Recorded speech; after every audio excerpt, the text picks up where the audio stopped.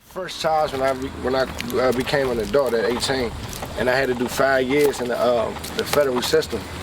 So when I went to the feds and stuff like that, I treated it like school. I treated it like college. You know what I'm saying? I was respectful. I was humble. And one of the main things that opened my eyes were being around people that had a lot of time, people that had life and they still dream, people that had life and they still, you know what I'm saying? They still so humble. They not who I would have thought they would have been. You know what I'm saying? So it's like me coming home now after I have done that time and getting my electrician trade. I'm getting my HVAC trade. I got my GED in jail.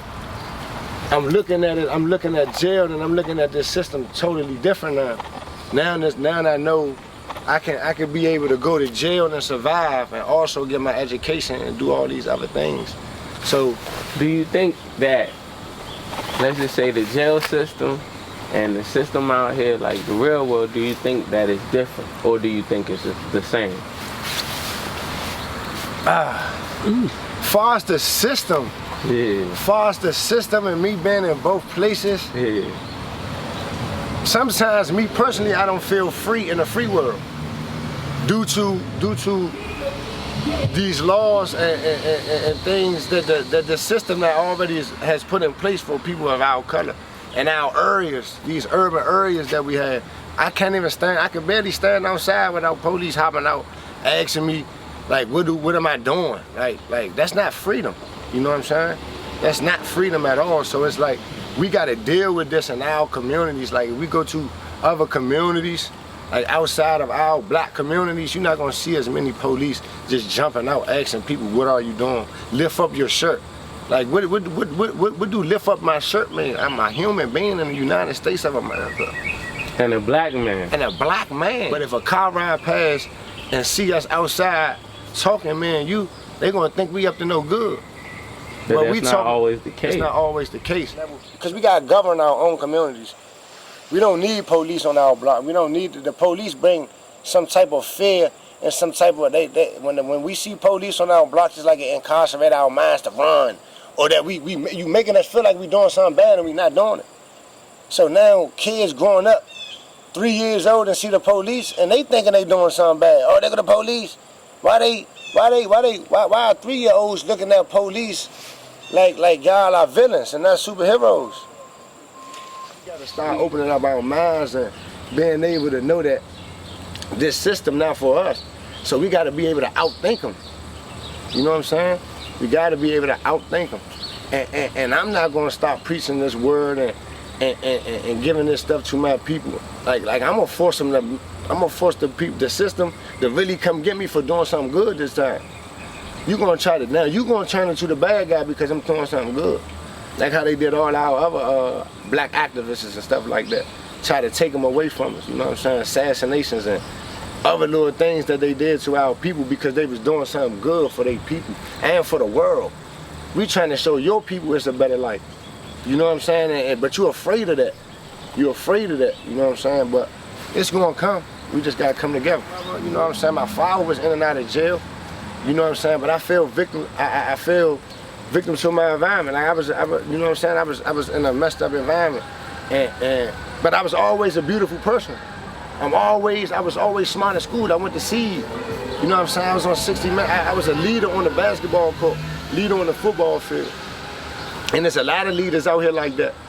And majority of the leaders be the people that's out here on these blocks that these police and this system think that they're so tough tone. But it's always a backstory. Like I don't get nobody an excuse because I got a way for us to be comfortable and live comfortably without these police on our line. I got a way for that. But I also gotta bring up the fact that some of these people were forced to do whatever they doing. They pains, all that sacred pain that they got built up on these streets, they was forced to do it. It was like out of their control. So now they done grew up 10 years living in this one community and so much going on. What do you expect them to do other than survive? If you're not opening no doors for these people, you think if you really take action and open doors for people, like forget all that posters and stuff, man, and you posting stuff on, Go up to the community and get up on this man like this and tell him this what you got for him because you just passionate about him risking his freedom or life out here on the street. Like that's how you change something. That's how you make a change. People don't react to paper no more.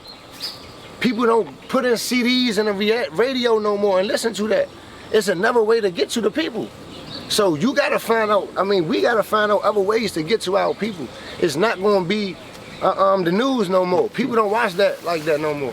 It's not gonna be the news. TikTok, yes. Instagram. So, that's what I'm saying, that too. But now, it's like, we can do that positive, we can make a positive route for that. But we gotta touch our people in real life.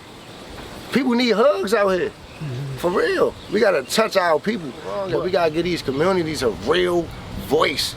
All that, the play, and all that, the fabricating, we gotta give them a real voice. Now, me going to jail, like I said before, me going to jail and actually seeing some of DC I'm not saying DC fine isn't like because they in jail, but I'm saying DC fine is due to the men that they are now and the knowledge they got for the world.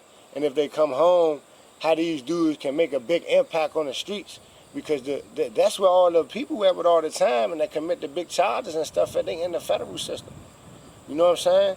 Like these people are locked down in the federal system, man. I told you the biggest thing for me was seeing a person with life that still dream, bro. Like when you still dreaming and you got life in behind these cages, it's like, what? And I got time to go home. I got dreams too, but I get a chance to attack them. So that's what motivated me, influenced me, like, to go hard.